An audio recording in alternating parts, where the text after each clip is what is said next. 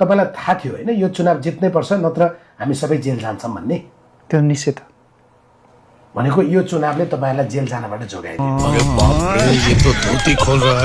यसको अर्थ चाहिँ त्यही लाग्छ। अनि त्यसो मान्नु अर्थ चाहिँ के लाग्छ भने तपाईले जेल जानका लागि त केही अपराध गर्नुपर्छ न हैन? अपराध नगरिकन कसैलाई पक्राउ गरियो, पक्राउ गरेर मात्रै राख्न पाइँदैन, उसलाई 25 दिनभित्र अदालतमा पेश गर्नै पर्छ।